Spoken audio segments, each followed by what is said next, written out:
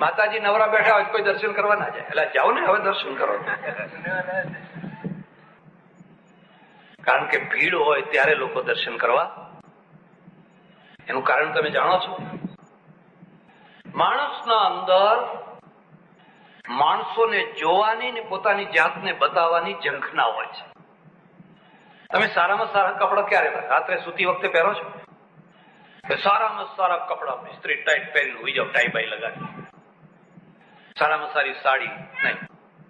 ક્યારે પહેરવાના? જયારે બહાર ફરવા જવાનું હોય. અને બહાર તમે ફરવા ગયા પણ કોઈ તમારા સામે જ જોતું નથી. તમે ઘણા સારા કપડા પહેર્યા પણ કોઈની નજર તમારા ઉપર પડતી નથી. તમારો ચહેરો ઉતરી જવાનો. કેવા માણસો છે, કોઈ સામે જ જોતું નથી. અમારે અમદાવાદમાં તો એવો સામે જોવે ને, આ ઊંચામાં તો કોઈ સામે જ જોતું નથી. એને દુઃખ થાય. કેવા કેવા આ તો કદર વિનાના માણસો છે. અને પછી સામે જોનારા માણસો આવે ને આમ ટગર ટગર ટગર ટગર જોયા કરે. કપડું બહુ સરસ છે એટલે એને આનંદ, એ સુખ મળ્યું. સામે ના જોવે તો સુખ મળે. ઘણી વાર તો માણસે વીંટીઓ પહેરી હોય ને કોઈ જોતું ના હોય તો પછી ના છૂટકે આમ હાથ કરે, આમ કરે. કારણ કે ઐશ્વર્ય છે ને એના પ્રદર્શનનું સુખ હોય છે. એટલે અવધૂત છે એ અવધૂતની ઈચ્છા થઈ ચાલો આજ તો આપણે નગર ચર્ચા જોવા જઈએ, શહેરને જોવું છે. હવે શહેર તો ઘસઘસાટ ઊંઘે, એમાં શું જોવાનું હતું? ગીતા વાંચો. યા નિશા સર્વભૂતાનાં તસ્યામ જાગર્તિ સંયમી યસ્યામ જાગૃતિ ભૂતાની સા નિશા પશ્યતો મુનેહે. અર્જુન, જયારે લોકો ઘસઘસાટ ઊંઘતા હોય અને જે નિશા છે એમાં પેલો જાગતો.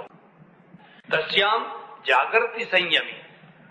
અને જયારે પેલો જાગતો હોય ત્યારે પેલા બધા ઘસઘસાટ ઊંઘતા હોય. બે અર્થ કરે. નીકળ્યા તો ખરો ચાલે તરફ સુમસામ સુમસામ સુમસામ. આ મુદ્દાને યાદ રાખજો. ભીડ જોવા જેવી છે, ભીડ. અને એકાંત પણ જોવા જેવી. ભીડને જોવાનો રસ ઓછો થાય તો એકાંતનો રસ વધે, નહીં તો એકાંતનો રસ વધે. એકાંત તો ઝેર થઈ જાય. બારીએ આવીને બેસે, બારણે આવીને બેસે. કેમ લોકો બારીએ બેઠા હોય છે? એકાંત જોઈ શકતા. ભીડમાં જોવાનો રસ ઉતરે તો એને એકાંતનો રસ આવે, પછી એને બહાર જોવાનું મન ના. ઉલટ ગઈ મેરી નૈન પુતળિયા. મીરાબાઈ, મારી નૈનની પુતળીઓ છે ને ઊંધી થઈ ગઈ. જે આખી દુનિયાને જોતી હતી હવે અંદર જ જોવા લાગી. હવે દુનિયાને જોવામાં કોઈ રસ રહ્યો. એકાંત સુમસામ નગરને જોવા નીકળ્યો છે.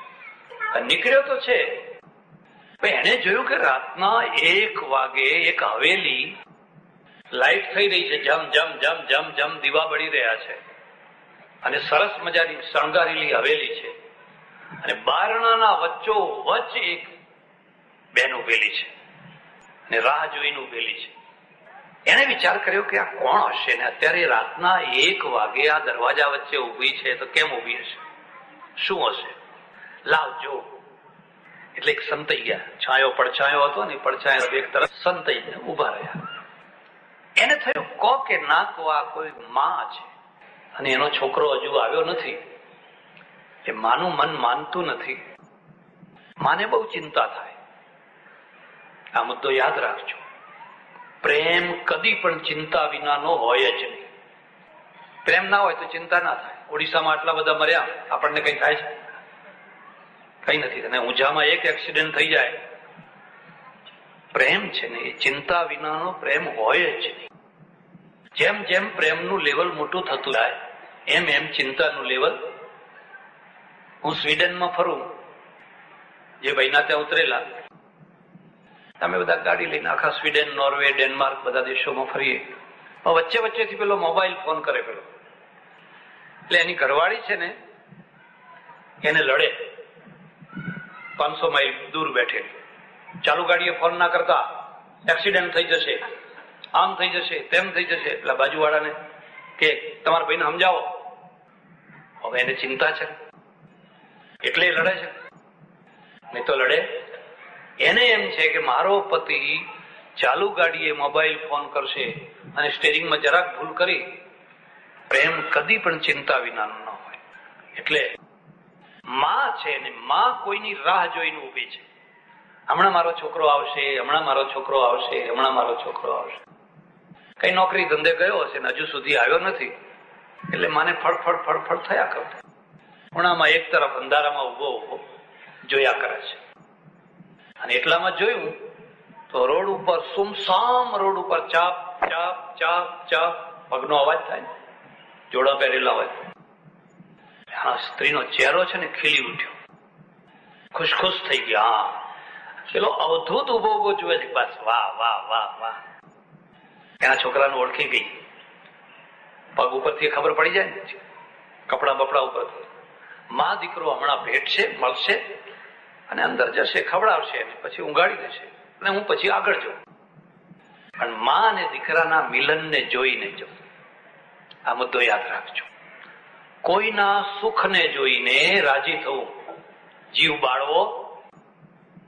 આપણે સુખી ના હોય તો કઈ વાંધો નહીં, તમે વિધવા થયા તો કઈ વાંધો નહીં, પણ લોકોને વિધવા થવાના આશીર્વાદ નહીં આપજો. જા દીકરી મારા જેવી થશે. થયા તો થયા, હવે આખા ગામને તમારે મારા જેવી થશે, મારા જેવી થશે. તમારે યોગ સૂત્રમાં લખ્યું છે, મૈત્રી કરુણા મુદિતોપેક્ષાણામ સુખ દુઃખ પુણ્ય પુણ્ય વિષયાણામ ભાવનાતશ્ચિત્ત પ્રસાદન. પતંજલિ ઋષિ છે ને, પતંજલિ ઋષિએ કહ્યું કે ભાઈ ચિત્તની પ્રસન્નતાથી જીવન જીવવું હોય તો શું કરવું? ફાંફા ના મારશો. ફાંફા મારવાથી કશું મળવાનું નથી. પેલો કે છે 4 જગ્યાએ 4 પ્રકારની ભાવના કરો, પ્રસન્ન થઈ જશો. મૈત્રી, કરુણા, મુદિતા, ઉપેક્ષાણામ સુખ દુઃખ પુણ્ય પુણ્ય વિષયાણામ ભાવનાત ચિત્ત પ્રસાદનમ.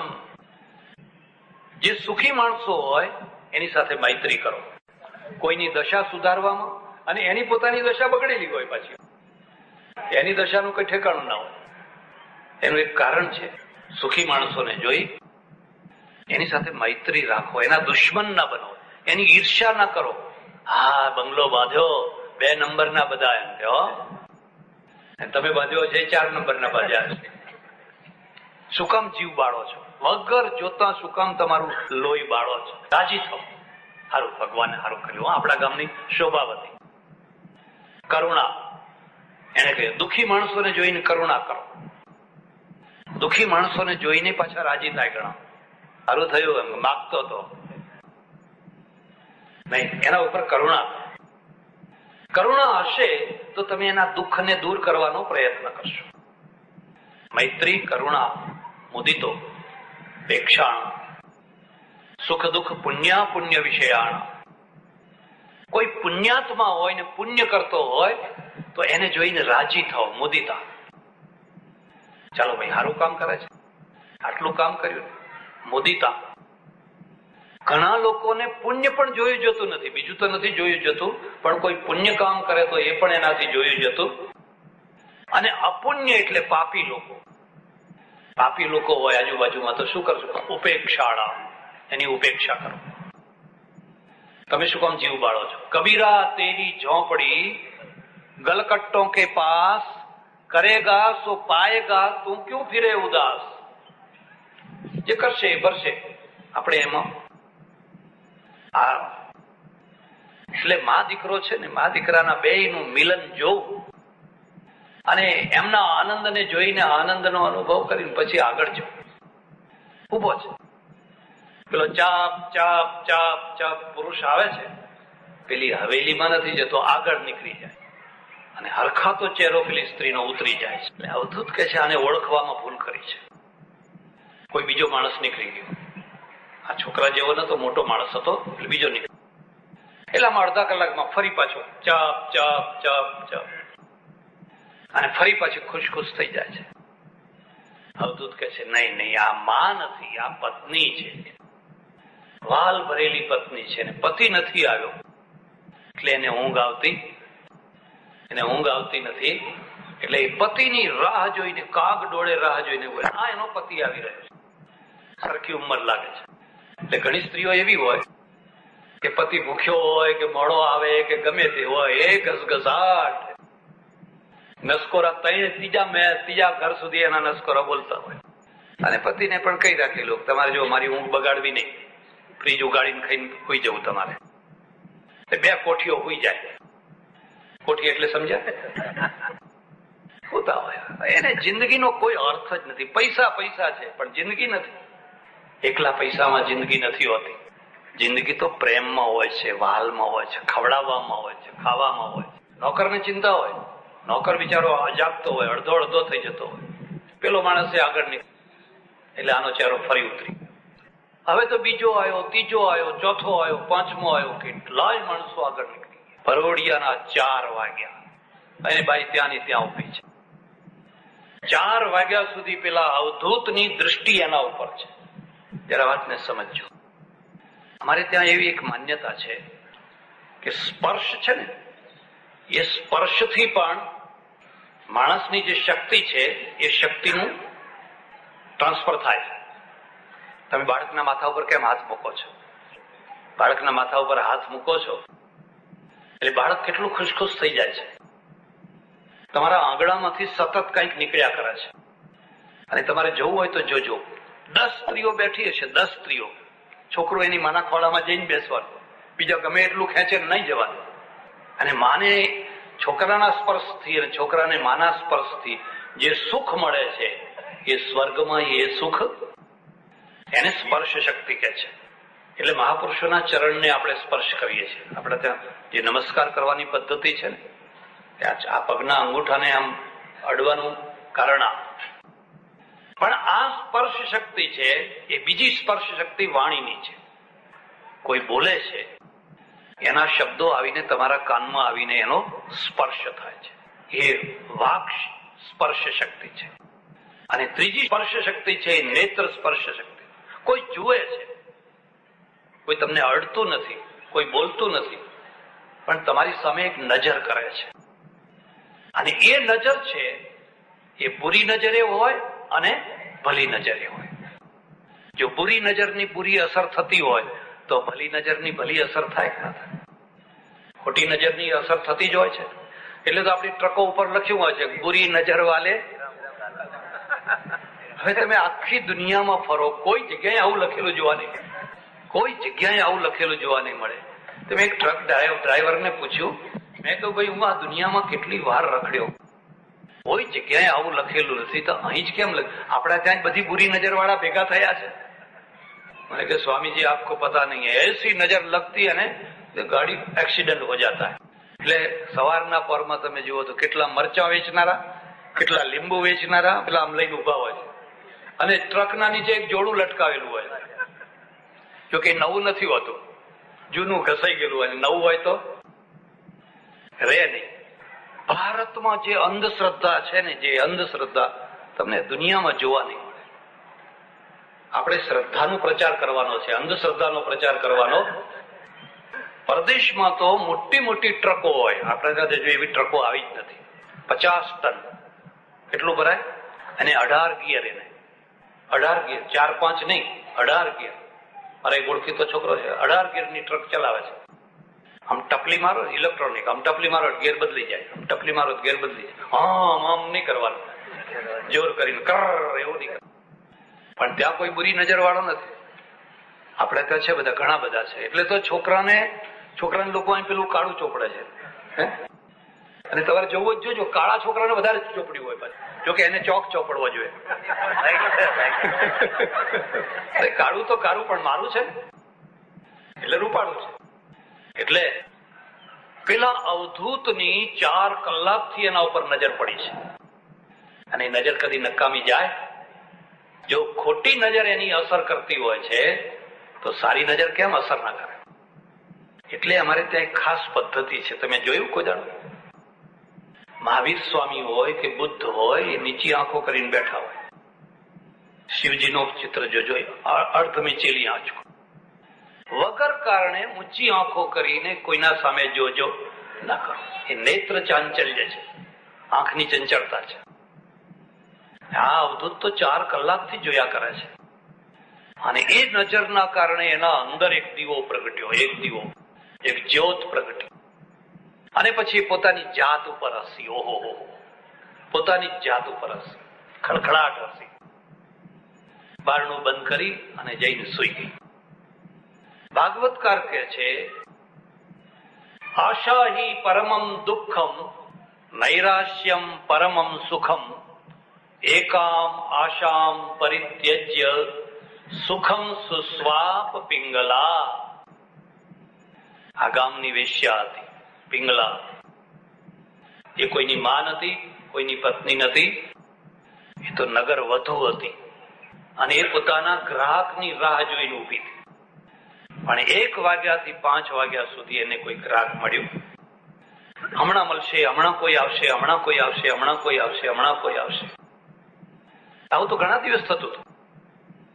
પણ આજે એક અવધૂત એના ઉપર જોયા કરતો. એટલે સુખમ સુસ્વાપ પિંગલા. પછી કહે, ઓહો, ઘસઘસાટ સુઈ ગઈ. કોઈ આળ પંપાર નહીં, કોઈ અજંપો નહીં. બહુ ગાઢ નિદ્રા આવી. કેમ? આશા હિ પરમમ.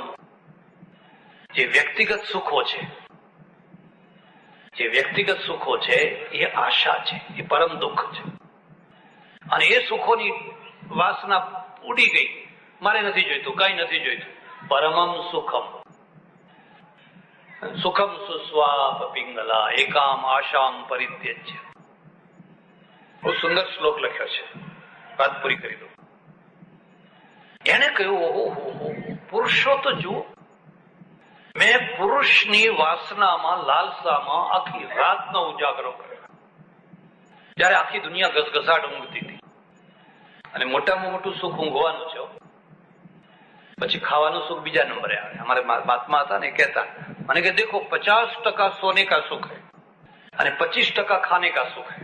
એટલે 75% થઈ ગયું.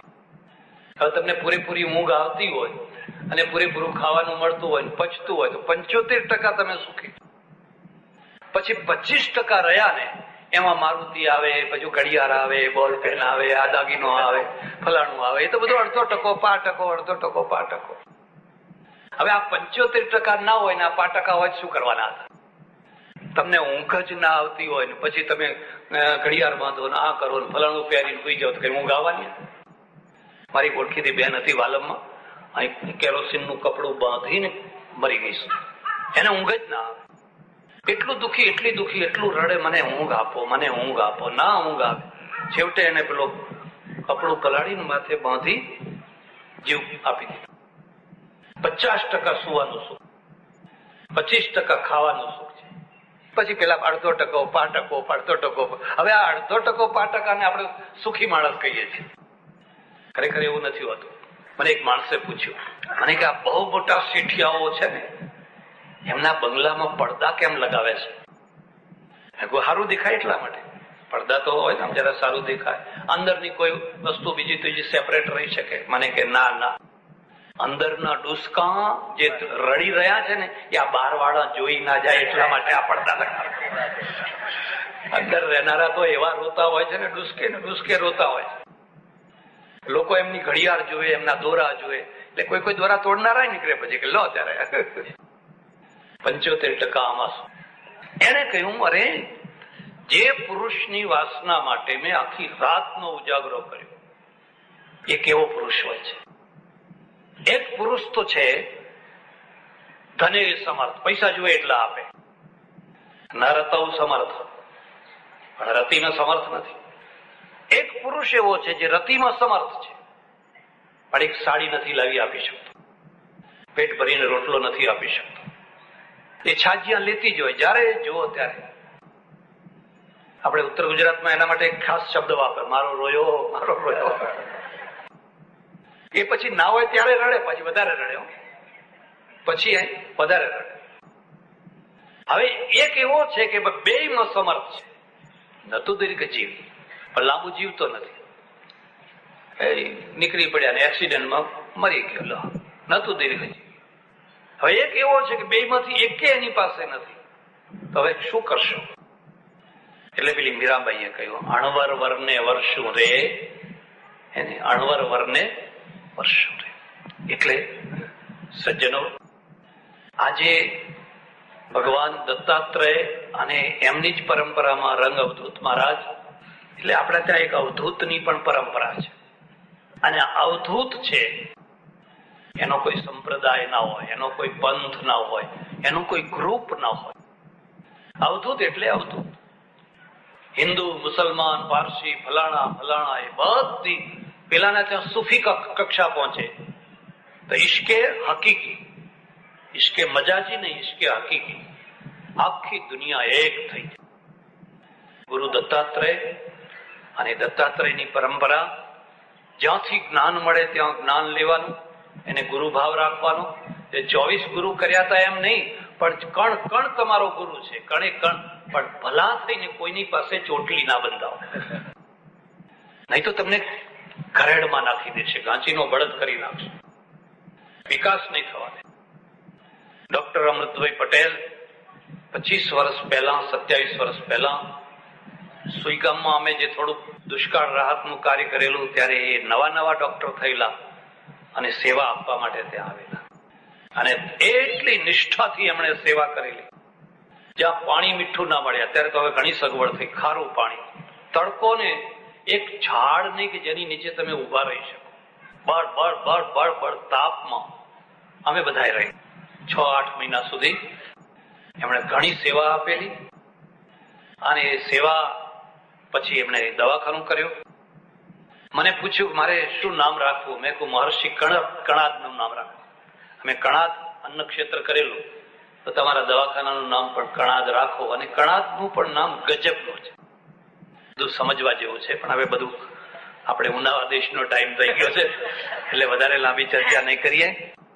એવા ડોક્ટર અમૃતભાઈએ 25 વર્ષથી ઊંઝામાં, મેં કહ્યું ને બેઠે સો પૂરા, આ સાધુઓ માટે જ નથી, આ ડોક્ટરો માટે પણ છે, બધાના માટે છે. તમારે એક જગ્યાએ રહેવું હોય તો પદ્મપત્ર વિવાંબસા થઈને રહી શકો તો રહી શકો. એમણે બહુ સારું જમાવ્યું. જેણપ અહીંયા અને ઊંઝાની પબ્લિક, આજુબાજુની પબ્લિક, એ બધાની અંદર એક ચાહના પ્રાપ્ત કરી. આજે 25 વર્ષ એમના પૂરા થઈ રહ્યા છે. ત્યારે હું પરમેશ્વરને, ભગવાન દત્તને પ્રાર્થના કરું કે એક તરફ એમની જે તબીબી સારવાર છે, જે જ્ઞાન છે, એ જ્ઞાનનો લોકોને લાભ મળે. કૃષ્ણ કનૈયા સદગુરુ નમઃ પાર્વતી પતે હર હર મહાદેવ હર.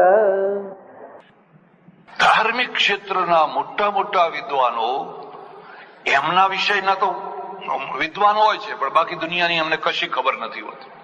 અને ખબર નથી હોતી એટલે દુનિયાને સાચો રસ્તો નથી બતાવી શકતા, દુનિયાને ગુમરાહ કરતા હોય છે. એમની કોઈ ધારણા ખોટી નથી, પણ એમની કેપેસિટી બહુ નાની છે, બહુ જ સીમિત છે. અમે એવા ઘણા આશ્રમો જાણીએ છીએ જ્યાં બિલકુલ પેપર નહીં, રેડિયો નહીં, ટીવી નહીં, કશું જ નહીં. અમારા આજુબાજુ છે, પછી અમારે ત્યાં વાંચવા આવે છે ચોરી છુપીથી. મને કે ચોરી છુપીથી વાંચીને જતા રહીએ છીએ. કેમ કે આ વાંચવાનું નહીં, જો વાંચશો તમારું મગજ બગડશે. એટલે જે લોકોનું વાંચન બહુ સીમિત હોય છે, એ સીમિત વાંચન વાળા છે, એ પછી દુનિયાના પ્રશ્નોને સમજી નથી શકતા હોતા. એક જ ઉદાહરણ તમને હું આપું. જ્યારે ચાઇના વાળા ઠેઠ બોમ્બદિલા સુધી આવીને એમની મેળે પાછા ચાલ્યા ગયા, એટલે અમારે ધાર્મિક જગત, કાશીનું, પંડિતોનું જગત મારે કે સ્વામીજી પતા હૈ આપકો એ ચાઇના વાલી વાપસ ક્यों ચલે ગયે? મેં કોઈ એટલા માટે પાછળ જતા રહ્યા, જે અમેરિકા દખલ કરશે તો પાછું તિબેટ લઈ લેશે, એ બીકના કારણે એ પાછા જતા રહ્યા. नहीं कि करपात्री जी महाराज ने यज्ञ किया और वो यज्ञ की असर ऐसी हुई ने कि वो अपने आप वापस चले गए. હવે યજ્ઞ જ કરો, પછી તો બધા સમાધાન આ રીતે જ થઈ જાય, કારણ કે એને વાંચન જ નથી. એટલે પહેલો ગુરુ વાંચન છે. વાંચો, વધુમાં વધુ વાંચો, વાંચવા જેવું હોય વાંચો, અને જેટલું વાંચશો એટલું જ તમારા મસ્તિષ્કની અંદર વધારે ને વધારે પ્રકાશ થતો જશે. આ મારો પહેલો ગુરુ છે. પણ એટલું વાંચન પર્યાપ્ત નથી. ભ્રમણ કરો, ભ્રમણ કરો. દુનિયાના લગભગ આખી દુનિયાના બધા ભાગોમાં ઈશ્વરની કૃપાથી મારે ભ્રમણ કરવાનું હતું અને મેં જોયું જેમ પેલા ટાયરમાંથી હવા નીકળી જાય અને ટાયર નીચું બેસી જાય, પંચર પડે ને, મારી આ દશા થઈ. કારણ કે એક જ વાત, આ દેશમાં ભગવાન અવતાર લે છે, દેવો પણ અહીં અવતાર લેવા માટે આવે છે. આ તો દેવભૂમિ છે. આ દેશ જેવો કોઈ પવિત્ર દેશ નથી. આ બધા પૂર્વગ્રહો મગજમાં બેઠે. અમારે એક સાધુઓના મગજમાં બધું બેઠું જ હોય છે, એ જ લોકોના મગજમાં બેહાડે છે. અને બહાર જઈને મેં જોયું, ઓહો, આ તો કેટલા ચોખ્ખા છે, બિલકુલ સ્વચ્છતા, ક્યાંય કાગળનો ટુકડો નથી પડ્યો હતો. અને અહીં તો આપણે ગંદકીનો કોઈ પાર નથી, ચારે તરફ ગંદકી જ ગંદકી છે.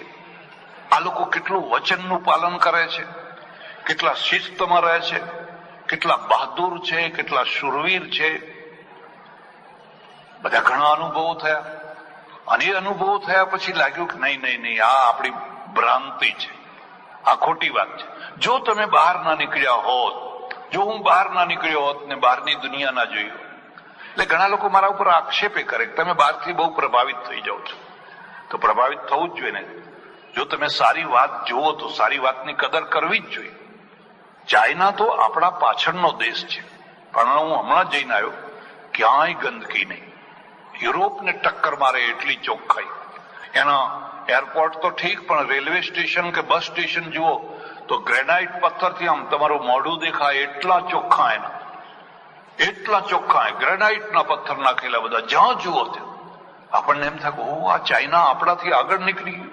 અને આપણે દાદરનું સ્ટેશન જોઈએ કે મુંબઈનું જોઈએ તો આપણને એમ થાય કે આ કે પેલા લોકો અહીં આવીને આ બધું જોતા હશે તો કેવું લાગતું હશે. બીજો ગુરુ ભ્રમણ છે. અને અમારે સંન્યાસીઓનું નામ જ પરિવ્રાજક છે. પરિવ્રાજકનો અર્થ થાય છે જે વ્રજન કરે, ભ્રમણ કરે, ફર્યા કરે, એનું નામ પરિવ્રાજક છે. ફરો ચરઈ વેતી. આ દુનિયા જોવા જેવી છે. ભારતમાં પણ ભ્રમણ છે, પણ યાત્રાના રૂપમાં છે, પ્રવાસના રૂપમાં નહીં. યાત્રામાં શ્રદ્ધા મહત્વની છે અને પ્રવાસમાં જિજ્ઞાસા મહત્વની છે. આજે કેટલા બધા યાત્રાળુઓ જાય છે, પણ એક જ શ્રદ્ધા, લે દેવ ચોખા. કોઈને કશું જાણવાની જિજ્ઞાસા જ નથી. અમે એકવાર આખો ડબ્બો લઈને ઘણા વર્ષો પહેલા બધે આખા ભારતમાં 81 દિવસ સુધી ફર્યા. 81 દિવસ સુધી લાંબી ટૂર. પછી આગ્રા પહોંચ્યા. ઉત્તર ગુજરાતના ગામડાના બધા ડોશી ડોહાઓ હતા. મને કે મહારાજ, અહીં કયા દેવના દર્શન છે? મેં કહું, અહીં કોઈ દેવના દર્શન નથી.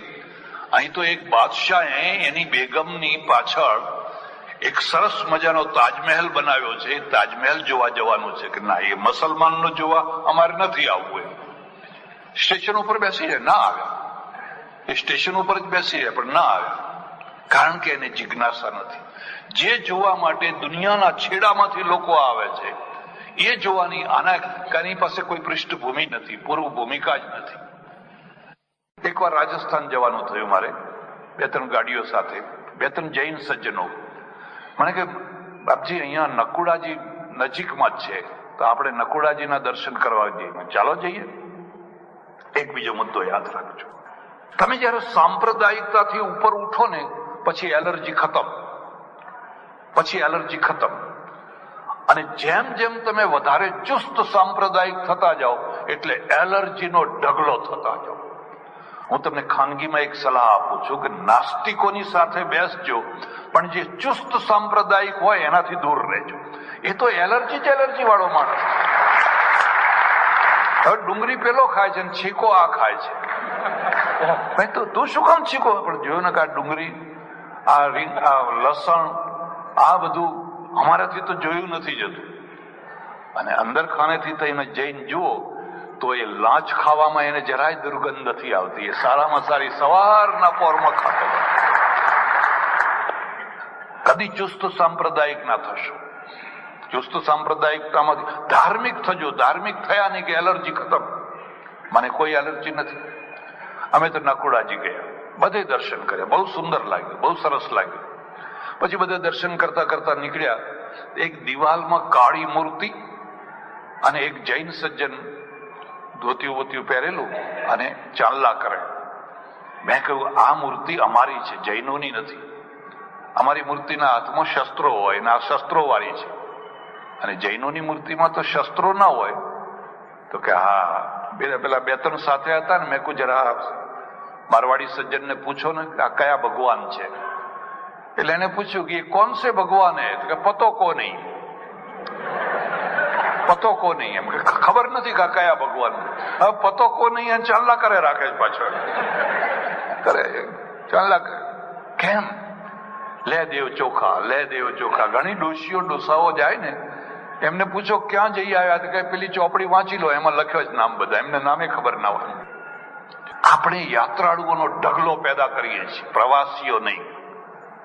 પ્રવાસીઓ છે હુએન સાંગ છે, ઇત્સિત છે, ફાહિયાન છે, એ પ્રવાસ કરે છે. માર્કો પોલો છે, એ પ્રવાસ કરે છે, આખી દુનિયામાંથી જ્ઞાન પ્રાપ્ત કરે છે. એને જિજ્ઞાસા છે. એ તક્ષશિલામાં રહીને ભણે છે, એ નાલંદામાં ભણે છે, એ વલ્લભીમાં ભણે છે, એ ઉજ્જૈનીમાં ભણે છે, કારણ કે એ તો જ્ઞાન માટે ફરે છે. એટલે જે બીજો ગુરુ છે એ ભ્રમણ કરો, જુઓ, દુનિયાને જુઓ. અને આ દુનિયા જોવા જેવી છે, ખરેખર જોવા જેવી છે. તમારું મસ્તિષ્ક વિશાળ થઈ જાય, બ્રોડ થઈ જાય. આ બીજો ગુરુ છે.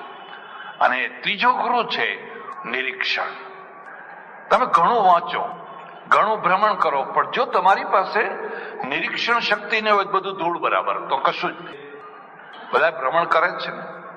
ખાસ કરીને જે વેચાણનો ધંધો કરનારા છે, સેલ્સમેન છે, આખી દુનિયામાં ફરતા હોય છે. અને ફરતા હોવા છતાં એની પાસે નિરીક્ષણ નથી હોતું. એ વન ટ્રેક છે, એના ધંધાને જ એની ખબર છે, બાકી એને કશી ખબર નથી. તમારી પાસે નિરીક્ષણ હોવું જોઈએ. તમે જુઓ કે અહીંયા શું જોવા જેવું છે, શું સમજવા જેવું છે. મેં જયારે વાત કરી, મારી સાથે જે 22-23 માણસો હતા, મેં કહ્યું આ 6000 કિલોમીટર આટલી લાંબી દિવાલ કરી, આપણને 25-50 કિલોમીટર દિવાલ કરતા કેમ ના આવડ્યું? અને કે અમારા મગજમાં તો આ વાત કદી આવી જ નહીં. તમારા મગજમાં ક્યાંથી આવી? અમે તો કેટલી વાર વાંચ્યું હતું, કેટલી વાર જાણ્યું હતું. કારણ કે તમારી પાસે નિરીક્ષણ હોવું. એટલે સજ્જનો, આ એક નિરીક્ષણ છે. આ 3 મોટા ગુરુઓ છે. અને આ 3 ગુરુઓ જેની પાસે હોય, મારો વિશ્વાસ છે કે એ માણસ ભલે જીવનના બીજા ક્ષેત્રોમાં ગમે તે હોય, પણ એ માણસ ઓછામાં ઓછો એક વસ્તુને સાચી રીતે સમજવાની લાયકાત પ્રાપ્ત કરતો જશે. અને માણસની જે બીજી બધી સાધનાઓમાંની એક સાધના છે કે તમે સત્યને કેટલી સાચી રીતે સમજી શકો છો, સ્વીકારી શકો છો અને પચાવી શકો છો. જો તમે સત્યને સમજી જ નહીં શકો, સ્વીકારી જ નહીં શકો, પચાવી જ નહીં શકો, તો તમે ગમે એટલી ગીતાનો પાઠ રોજ કરો, ભાગવતનો કરો, રામાયણનો કરો, એ માત્ર કોરી ધાર્મિકતા છે. અને કોરી ધાર્મિકતા છે એ ખરા ટાઈમે પછી કોઈ મદદરૂપ નથી થતી. કેટલા લોકોના હત્યાઓ થઈ ગઈ, કેટલા લોકોને મારી નાખવામાં આવ્યા, કેટલાને ગુલામ બનાવવામાં આવ્યા. આજે પણ કેટલા જુલમ થાય છે. તમે પેપરોમાં વાંચતા હશો, એક સંઘ જઈ રહ્યો છે અને ખડતાલો વગાડતો ડાકોર અંબાજી જઈ રહ્યો છે, અને રેલવેનો પુલ પાર કરતા પાછળથી ગાડી આવીને બધાને કાપી નાખે છે. એ પછી જે માણસો છે એ બધા કપાઈ જાય છે. અને તરત જ પ્રશ્ન ઉભો થાય છે, તો ભગવાન ક્યાં ગયા? આ તો ભગવાનનું નામ લેતા જતા હતા, પછી ભગવાને એમનું રક્ષણ કેમ ના કર્યું? તરત જ આવીને હાથ ઉભો રહે. તો રેલના પાટા વચ્ચે ના ચલાય. ભગવાનને માનવાનો અર્થ એવો નથી કે તમે બેફામ રીતે ગમે ત્યારે ગમે તેમ ચાલો કે ગમે તેમ વર્તો. રામકૃષ્ણ પરમહંસ છે, એ બેઠા બધાને વાતો ઉપદેશ આપી રહ્યા છે કે ઈશ્વર બધે જ છે, ઘટ ઘટમાં પરમેશ્વરનો વાસ છે, પરમેશ્વર સિવાય કશું ખાલી નથી, એવો ઉપદેશ આપી રહ્યા છે. બીજા દિવસે એક માણસ આવ્યો, આવીને કહે છે આ તમારા ઉપદેશે તો મારા હાડકાં ભાગી નાખ્યા. કે કેમ? કે હું જતો હતો અને સામેથી હાથી આવતો હતો, અને હાથી જરા ગાંડો થઈ ગયેલો, એટલે ઉપર બેઠેલો માવત છે ને એને બૂમ પાડી, ખસી જા. પણ તમે કહેલું ને બધામાં ભગવાન છે, તો હું ના ખસ્યો. હાથીમાં ભગવાન છે ને, હું ના ખસ્યો. પછી હાથીએ મને સૂંઢમાં લઈને ફેંક્યો ને ત્યાં હાડકું ભાગી ગયું મારું. રામકૃષ્ણે કહ્યું, તને હાથીમાં તો ભગવાન દેખાયો, પેલા મહાવતમાં ના દેખાયો? પેલો મહાવત કહે છે ખસી જા ખસી જા ખસી જા, તો તને મહાવતમાં ભગવાન ના દેખાયો? તમારું ઓબ્ઝર્વેશન જે છે, તમારું નિરીક્ષણ છે ને, એવું વ્યવસ્થિત હોવું જોઈએ કે વ્યવસ્થિત એમાંથી તમે ઘણા પ્રશ્નોનો ઉકેલ લાવી શકો છો. એટલે સજ્જનો, આ કોફી મેટ જેવી એક સંસ્થા, અને એક બહુ સરસ મને અનુભવ થયો કે કેવા કેવા ધંધાઓમાં પડેલા, કોઈ બિલ્ડર છે, કોઈ આર્કિટેક્ટ છે, કોઈ કંઈ છે, કોઈ કંઈ છે, કોઈ ડોક્ટર છે, એ બધું તો ખરું, પણ જિંદગીમાં એક લલિત વિદ્યાને પણ સ્થાન હોવું જોઈએ. બર્તુરીએ લખ્યું છે, સંગીત સાહિત્ય કલા વિહીન સાક્ષાત પશુ પુચ્છ વિષાણહીના. જેને સંગીતમાં રસ નથી, સાહિત્યમાં રસ નથી, કલામાં રસ નથી, એ તો બળદ છે. શિંગડા વિનાનો, પૂંછડા વિનાનો એ બળદ માત્ર છે. ધંધો હોવો જ જોઈએ, ધંધો કરવો જ જોઈએ, પણ ધંધાની સાથે સાથે તમારા અંદર જે કોમળ લાગણીઓ છે એનું પણ એક જગત છે, એની પણ એક દુનિયા છે. નીતિકારે કહ્યું છે, કાવ્યશાસ્ત્ર વિનોદેન કાલો ગચ્છતિ ધીમતામ વ્યસનેન ચ મૂર્ખાણામ નિદ્રયા કલહેન વા. કહે છે કે વાહ, સાંજનો ટાઈમ હોય, પતિ સાહિત્યકાર છે, પત્ની પણ સાહિત્યકાર છે, બેનો રસ છે એમાં, અને હિંચકા ઉપર બેઠા બેઠા કાવ્ય શાસ્ત્ર વિનોદેન, પછી આમાં આ અલંકાર છે, આમાં આ છે, આ નાટક આવું છે, આ ફલાણું આવું છે, આ ફલાણું આવું છે, એમ વિનોદ કરતા કરતા કરતા રાતના 12 વાગી જાય તો ખબર ન પડે, એટલો એ બેને રસ આવે છે. કાવ્યશાસ્ત્ર વિનોદ કાલો ગચ્છતિ ધીમતા. હવે પેલાને કશી ખબર નથી ને આને કશી, આ રોટલા ટીપ્યા કરે છે અને આ પૈસા ભેગા કર્યા કરે. બેમાંથી એકેને નથી કાવ્યની ખબર, નથી સાહિત્યની ખબર, નથી સંગીતની ખબર, કશી ખબર નથી. અને એ ટીપ ટીપ ટીપ, તું રોટલા ટીપ ને હું માણસોને ટીપું પૈસા ભેગા કરવા માટે. પેલો નીતિકાર કે છે, એ તો શ્રીંગ રહિતા વૃષા, એ તો બળદ છે, એને કઈ જીવનનો કોઈ અર્થ જ નહીં. એટલે મુંબઈ ગરા લોકોની, ખાસ કરીને ગુજરાતીઓની, અને ગુજરાતીઓ મોટા ભાગે વ્યાપારી કોમ, અને વ્યાપારી કોમ છે એનું વાંચન બહુ ઓછું હોય, મારો અનુભવ છે. બંગાળમાં જે પુસ્તકો વંચાય એ ગુજરાતમાં ના વંચાય. ગુજરાતી લોકો પેપર વાંચે પણ ભાવતાલ જોવા માટે, એમાં ભાવતાલ હોય ને એના ઉપર વધારે ધ્યાન રાખે, કારણ કે વ્યાપારી છે. પણ વ્યાપારીને પણ સાહિત્યમાં થોડીક સૂઝબૂઝ થાય, એ પણ કાવ્યને, કવિતાને, દોહાને, છંદને, ચોપાઈને, સંગીતને, કલાને સમજી શકે અને કંઈક જીવનમાં ઉતારી શકે, આનંદ લઈ શકે. અરે હું તો એમ તમને કહું છું કે જો જિંદગીને માણવી હોય, માણવી શબ્દ ઉપર ધ્યાન દે તો પશ્ચિમમાંથી શીખવાનું છે. આપણે રાતના 12 વાગ્યા સુધી ધંધો ધંધો ધંધો ધંધો ધંધો ધંધો 12 વાગ્યા સુધી, નથી પત્નીના, નથી બાળકોના, નથી ઘરના, નથી સગાના, બસ કાંઈ જ નહીં, પૈસા પૈસા ને પૈસા જ. એક શેઠના ત્યાં ઉતરવાનું થયેલું, અને બન્યું એવું કે 1-1.5 વાગે મારી આંખ ઉઘડી ગઈ તો હું બહાર નીકળ્યો તો બાજુમાં જ શેઠનો રૂમ, અને અડધું બારણું ખુલ્લું, અને અંદર ડોક્યું તો ના કરવું જોઈએ, પણ મારાથી થઈ ગયું કે આ 1.5 વાગે શું કરે છે. તો હળવડી મોટી ફાંદ, ચશ્મો અને તકિયો પેલો, એના ઉપર ચોપડો, અને ચોપડામાં વદ્યા આવી 4, વદ્યા આવી 5, વદ્યા આવી 8, વદ્યા આવી 2, એ હિસાબ કર્યા જ કરે. 1.5 વાગે સવાર પડ્યું. મેં કહ્યું, શેઠ તમારા નસીબ ફૂટ્યા. હે? મને કે આવું કેમ કહો છો? કે બોલો, તમારો નોકર કોથળા ઉપર ઘસઘસાટ ઊંઘે છે, ઘસઘસાટ કોથળા ઉપર ઊંઘે છે, અને તમે રાતના 1.5 વાગે વિદ્યા આવી, વિદ્યા આવી. ભલે તમારે ત્યાં તો વિદ્યાનો ઢગલો થઈ ગયો, મારે ત્યાં તો આવતી જ નથી. મને કે શું કરીએ, આ બધો હિસાબ મેળવીએ ત્યારે ઊંઘ આવે, અને હિસાબમાં ને હિસાબમાં એટેકમાં ખલાસ થઈ ગયા. એ માણસે કદી કંઈ જોયું જ નહીં, હિસાબ જ કરતો રહી ગયો, અને ખરો હિસાબ કરી એ જિંદગીને માણી ન શકે, એ જિંદગીને માણી ન શકે. એની પત્ની, એના બાળકો ટગર ટગર ટગર ટગર, એનાથી એક નિરાશ થઈને જિંદગી જીવ્યા કરે. કૂતરું વાલનું ભૂખ્યું હોય છે, રોટલાનું ભૂખ્યું પછી, એ રોટલાની વફાદારી પછી, વાલની વફાદારી પહેલા. એકનો રોટલો ખાય ને એકને વાલ મળે તો વાલવાળાના ખાટલા આગળ જઈને ભૂઈ જાય. તો જે માણસોની તમારી સાથે છે એને તમે કંઈક વાલ આપો, પ્રેમ આપો, એની સાથે બેસો, ઉઠો. પેલા 5 વાગે એટલે ઓફિસ બંધ કરી દે, દુકાન બંધ કરી દે, સોરી લેવા જાવ તો સોરી કહી, પછી જાય તો કંઈક ક્લબમાં જાય, રમે, સ્વિમિંગ પુલમાં જઈને નાય, કંઈ કરે બધા ભેગા મળીને. કેમ કે કમાવા માટે આટલો ટાઈમ બહુ થઈ ગયો, જિંદગી માટે આટલી કમાણી બહુ થઈ ગઈ. હવે આટલી કમાણી છે એ બાકીનો ટાઈમ છે એ માણવા માટે છે. અને એટલે આ કોફી મેટ છે એક એવી સંસ્થા છે કે જે સંસ્થાના દ્વારા એ લોકોને કોફી પીવડાવે છે. આવો કોફી પીવો, કોફી પીવો. પણ માત્ર કોફી નહીં, માત્ર કોફી જ નહીં, કોફીની સાથે સાથે 12 મહિના એકથી એક ચડે એવા સારા સારા સાહિત્યકારો, કલાકારો, કથાકારો, સંગીતકારો, એ બધાનો તમારા સાથે મેળાપ કરાવી આપે છે. અને તમને એમ થાય છે કે આ ક્ષેત્ર પણ જાણવા સમજવા જેવું છે. જે લોકો અહીં નથી આવતા અને જે અહીં આવે છે બેમાં તમને ફરક ચોખ્ખો દેખાઈ આવશે.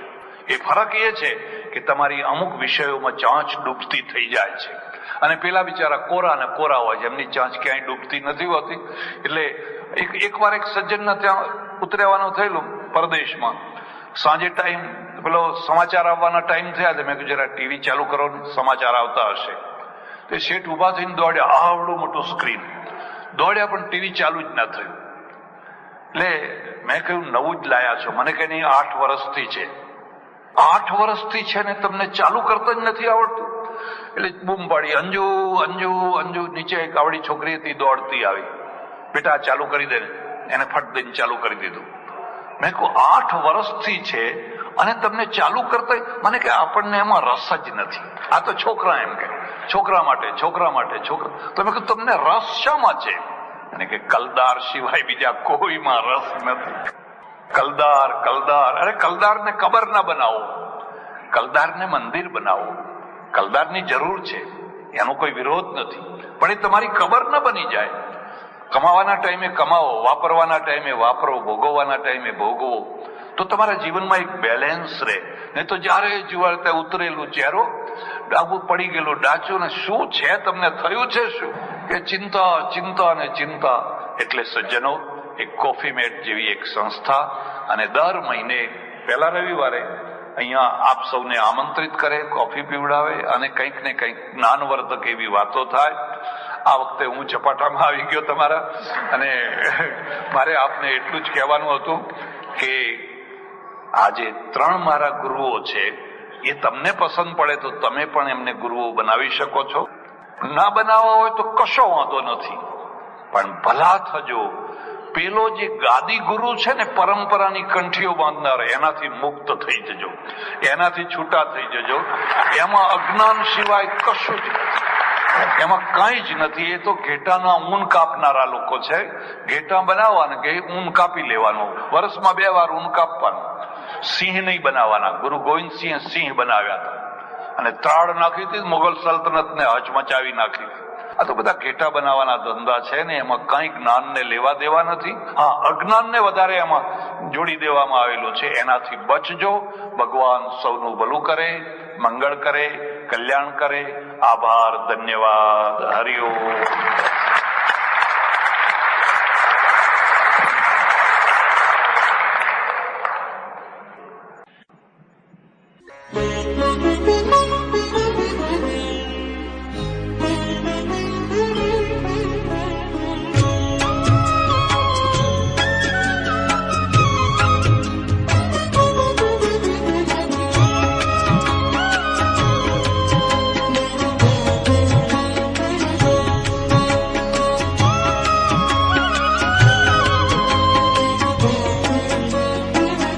गुरु बिन कौन बतावे बाट, गुरु बिन कौन बतावे बाट। बड़ा विकट यम घाट, गुरु बिन कौन बतावे बाट। बड़ा विकट यम घाट, गुरु बिन कौन बतावे बाट। गुरु बिन कौन बतावे बाट।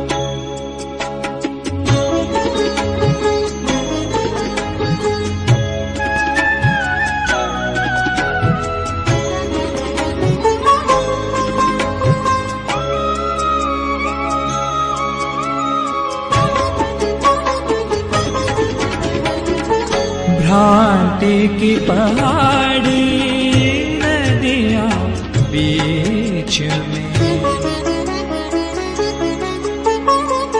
भ्रांति की पहाड़ी नदियां बीच में, अहंकार की लाट गुरु बिन, अहंकार की लाट गुरु बिन कौन बतावे बाट।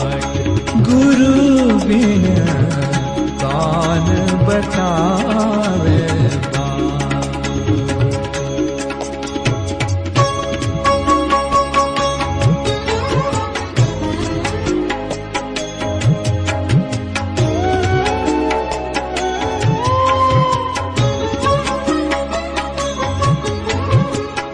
मद मत्सर कामे परसता,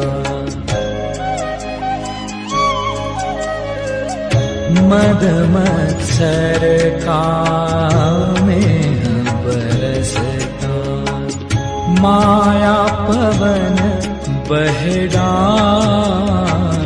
गुरु बिन, माया पवन बहडाट गुरु बिन कौन बतावे बाट।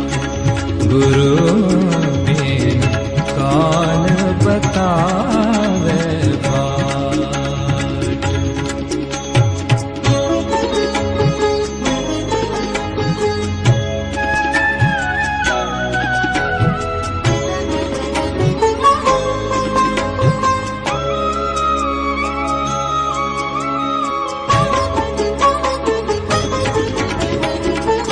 काम क्रोध दो पर्वत ठाड़े,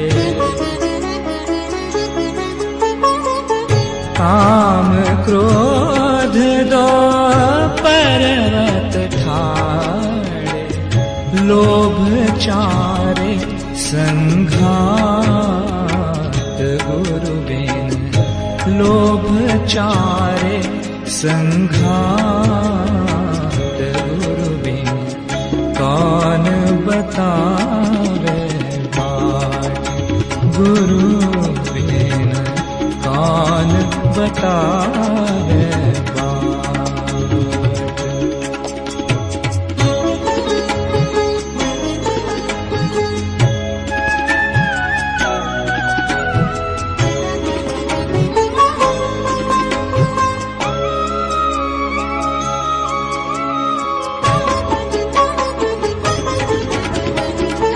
कहत कबीर सुनो भाई साधो,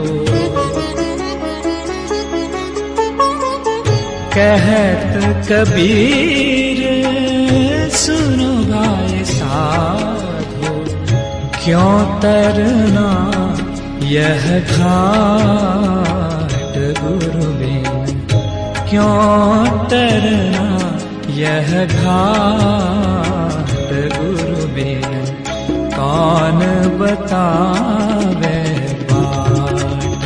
गुरु बिन कौन बतावे बाट।